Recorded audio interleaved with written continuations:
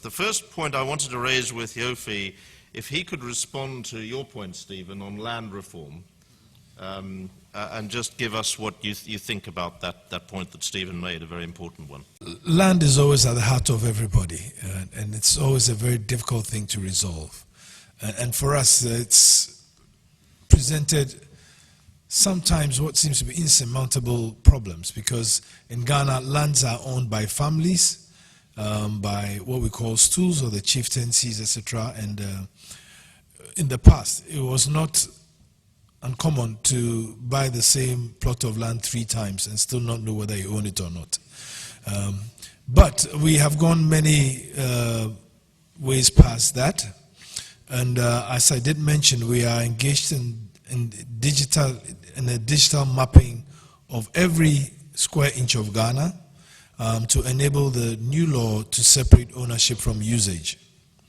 And so that, we believe, in the short term should solve the problem of land. And we do recognize that quite a number of investors come in and they go through this lengthy process of acquiring land and getting title and all that. But it's a concern to government as well. So government is working assiduously to improve the land registration and land usage through what we call the Land Administration Project, which has been funded by the World Bank. As I speak, a few weeks before we left Accra, we had engaged the Land Registry and the Land Administration Office into seeing how we can clear whatever stumbling blocks they have into rapidly registering land and freeing it for use. And we are convinced that in the very short term we'll resolve most of these problems. We will not solve all of it because people still hold on to their land very, very, very fast. And it's in Ghana, interestingly, you see a plot of land that seems idle. You try going to put something on it and you see the owners emerge. And so for us, registration, the digital registration process is very important. But I can assure you that by the end of this year, we'll have a much smoother process, which will also integrate into our one-stop shop digital platform for registration.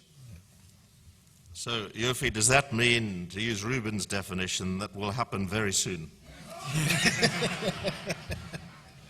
We are in a hurry, so it will. We will not soon, quickly. Quickly. Fine. All right. Any points that, yes, please, over there. Thank you. Honorable Minister, in the past few years, the cocoa price has been very high, and this has been very positive for Ghana. Unfortunately, the farmers have not benefited to a great extent of the high cocoa prices. And there is one reason and one name for that, and it is called the Ghana Cocoa Board. That is a monopsonist, is the only organization, is a state organization that buys the cocoa from the farmers and sell it to the global markets, and frankly is reminiscent of a centrally planned economy. That is not your fault, that is something that you have inherited, but frankly is a source of major inefficiency, is the reason why the farmers do not grow their business as they could, is a major source of corruption. Will and when your government consider liberalizing the cocoa sector and allow the farmers to market their produces directly, giving therefore the opportunity to creating local companies in the processing and partnership with other international firms? Thank you. I think we need to look at it broadly, not just from the fact that it's a protected industry. But let's look at it this way. Ghana and Cote d'Ivoire produce close to 67% of the world's cocoa. But we are price takers.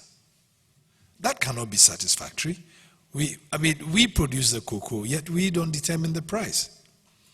And I think the best efforts that the government had in Ghana was to create an environment to also protect the farmers. But having said that, there have been reforms in the cocoa sector, but we are doing that very cautiously. And there is some liberalization, and we expect that gradually the farmers will be able to sell their own product. But having that monopolistic view from Cocoa Board has also protected the price and protected the quality. And as you know, Ghana produces premium cocoa, and it's because it's got that sort of support. The Cocoa Board has supported the farmers, has supported the products, but has very little input into the price. And so one of the first things our president did was to meet with his contemporary in Cote d'Ivoire and see how, just like OPEC protected oil prices, Ghana and Cote d'Ivoire can form COPEC and probably protect cocoa prices as well. So we are getting there, but it's a gradual process. Right, then we have a contract. Elsie Musu, and I'm an architect working in Accra and the UK. I've been working on President Kufuor's vision to transform Accra from a city which basically looks inland to a city which makes the best of one of Ghana's best assets, which is the sea. And we were promised in 2001 that the project would happen very soon. So I think we're probably looking at decades rather than hours and minutes. However, it seems that the time is right, and the Queen has just honoured David Ejay, Sir David Ejay, as the first African architect for his services to architecture. So it does seem that the time is right. Our champion, Jacob Echili-Lamptey, sadly died in the 15 years that it's taken to get to this point. So may I invite the Honourable Minister to look at the prospect of an MOU with the Royal Institute of British Architects, so that the many talented Ghanaian architects, including Sir David Ejay, can help you to transform the coastline of Accra. Let me respond briefly, and I'm sure you heard that I mentioned that there's a major Accra Marina project happening right now, and there have been quite a number of investors who have looked at it. I had to travel to Los Angeles to speak to a group of ex-Universal and Disneyland executives who run a private equity firm, who are very keen on the Accra Marina project. We also have quite a number of other big developers looking at it. Indeed, one of the developers is working with Atkins and Gensler to do iconic designs for the Accra Marina project. So this is not very soon, this is quickly. Excellent point, thank you. My question is, you mentioned textiles in your presentation now, and also gold beneficiation. So Dubai doesn't produce gold, but yet I know it does export jewelry. Number two, I remember during the 70s, Ghana had a thriving textile industry. I mean, mention Japan Textiles, Akosobo Textiles, to name but these two. But I think they are all going moribund now. And these days, you find a lot of cheap Chinese imports of Ghana-designed textiles on the market. So as a business-friendly government, what steps, since you want to promote beneficiation of our raw materials, what measures are you going to take to protect the local industries? That's a big question. And for me, I would rather turn it around and say it's not about protecting but incentivizing them to be competitive, giving them needed support to be competitive. And it doesn't necessarily have to be protectionist, but also engaging in global partnerships such that they can participate in value chain businesses. Like I did say, the broader market is West Africa right into Africa. And so in, let's say, the textiles industry, in our visit to China, we spoke to a number of Chinese producers who would be happy to produce in Ghana for the sub-region. That would somehow solve the problem of bringing cheap Chinese imports into Ghana, because they will produce in Ghana at prices that will be competitive to what they produce in China. And that's the indication I got from them. But it's important for beneficiation. And yes, we are here asking for investment. But the investment, we're asking for the investments to go into Ghana. And that should also empower our business people. Because our business, look, at the end of the day, we have indicated that it's the government's priority to create jobs for people. The only way you can get jobs is to create more businesses. And because we have limited capital in Ghana, it's important for us to go out there to look for partners.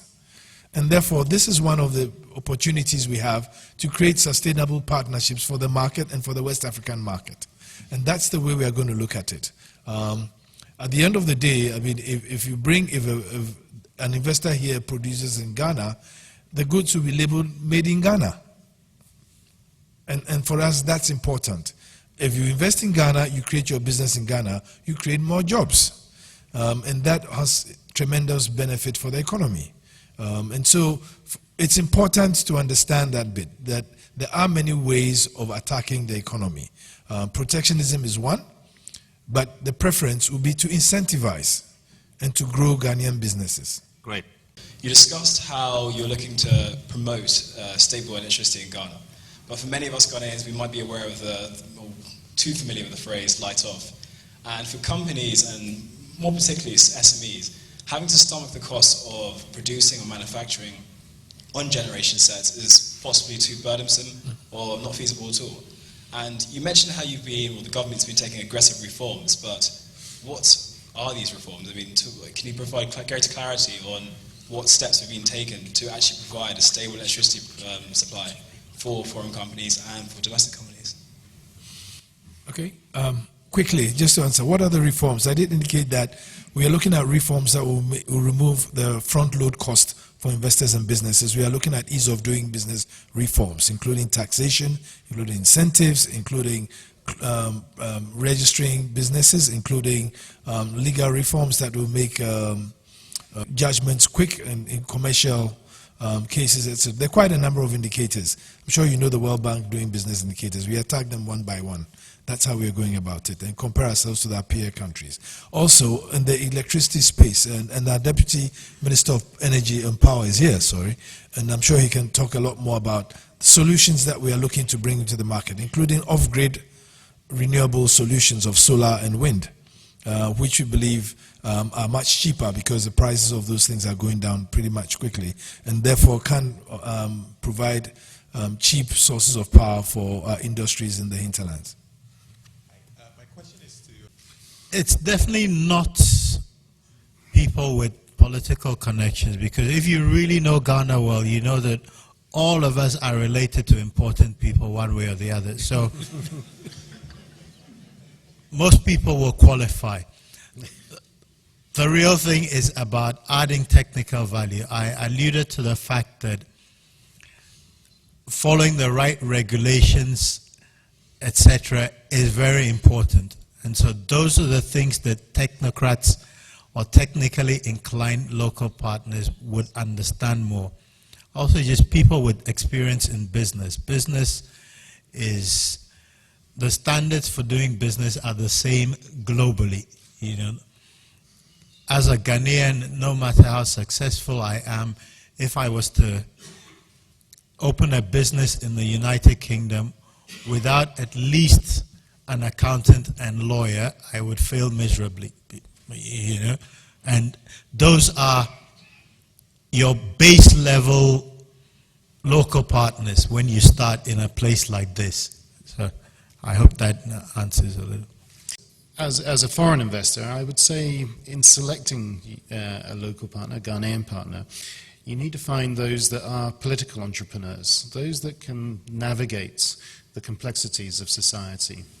Yes, you need the technical expertise, you know, the lawyers, the accountants, etc. But there are a lot of very capable people out there in that field. But Yeah, and it goes back to the point the gentleman asked earlier about, what is this government going to do to stay in power? I would say, as a foreign investor, we don't fear the change of governments. We tend to fear more the change of ministers. And so, relationships in Ghana are very important. You need to build trust, and as I mentioned in my speech, proximity to the markets. You need to build that proximity. You need to build that trust. And working with a local partner will help you achieve that. I'm a solicitor, and before I do any work for anyone, I agree my fees. And so money is paramount. And I would guess that businessmen also make that essential consideration. What I was wondering, because I haven't heard much by way of money, and you're looking at potential investors. For example, RUBAN, how much am I looking at if I want to invest in this kind of business, and what are my profit margins? Thank you. So our project size is $500 million. We haven't spoken about money because we're actually oversubscribed in lenders and equity. And I've engaged many solicitors in my time. I've never had any of them tell me their profit margins. So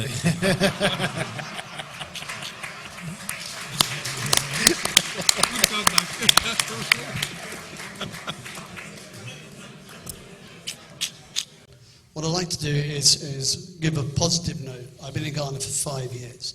There is a language that you have to learn. It's a cultural language. We have a great thing in Ghana called GMT, which Ghana may be time. Things happen, but they happen right, and you have to do it right. We've been through 2 elections in Ghana. We've been through an election in the UK, and we've been through the referendum of Brexit, and we're still trading in Ghana. It's an opportunity for all of us to do that. That's where it is. There's a change of government, and I can see the change of government. I can see the positive nature that we're going forward. And I think it's a very good opportunity.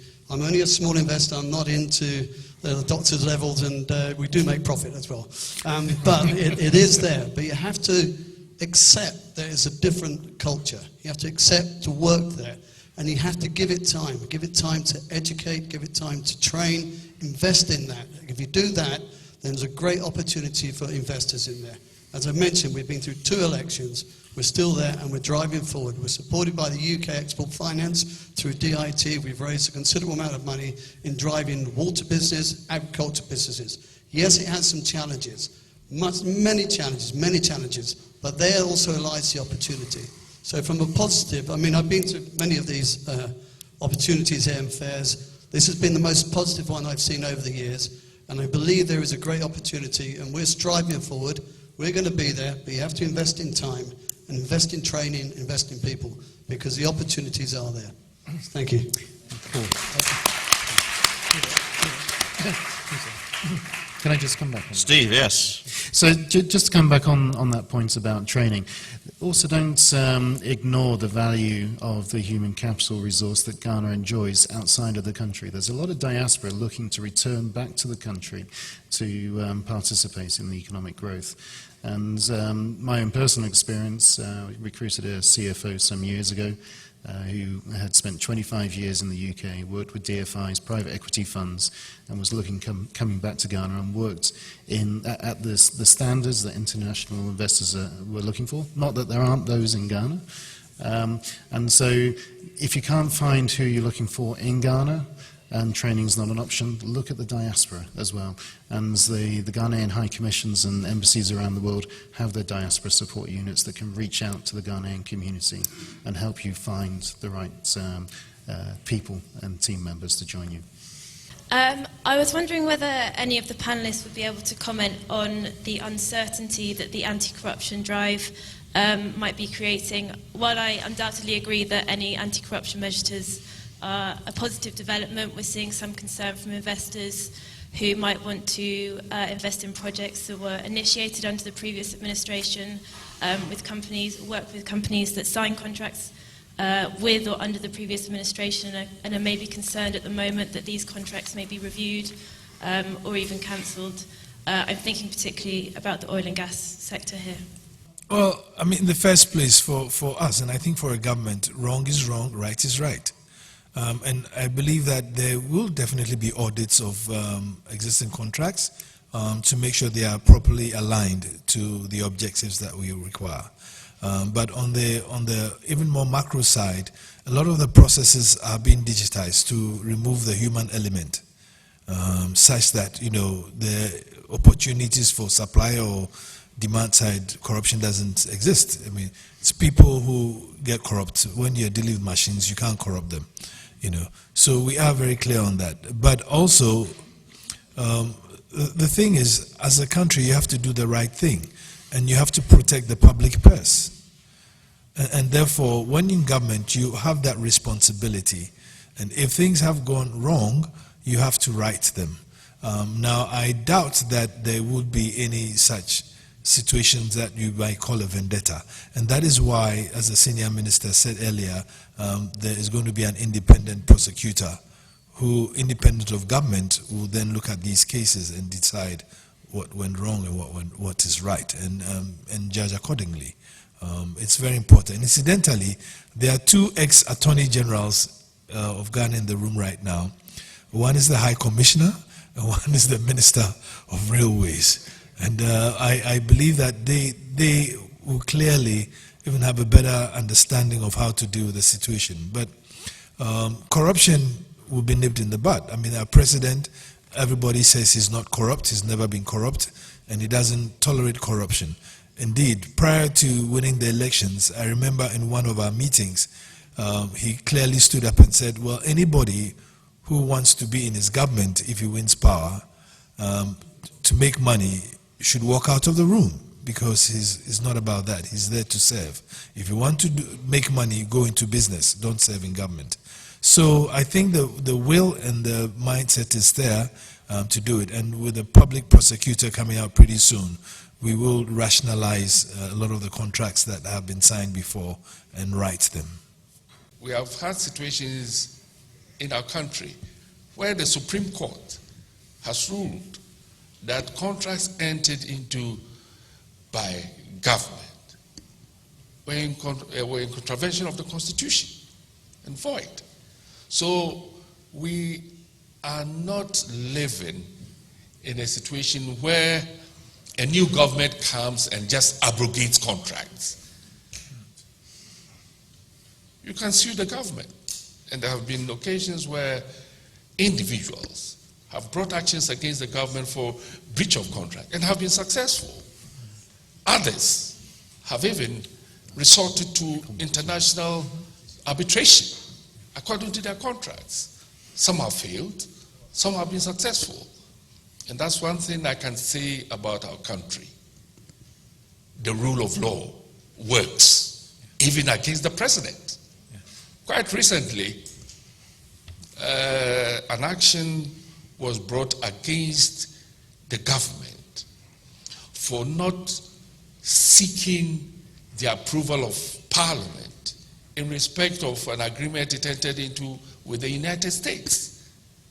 The Supreme Court recently ruled that, according to our Constitution, such a treaty or an agreement was not enforceable until it had been approved by Parliament. So give the government 3 months to regularize the situation.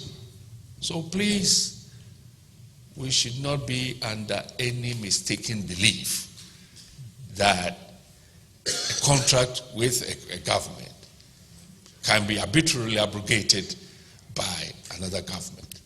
No, it doesn't happen in our country. If you do everything according to the law, as RUBAN said, you are fully covered.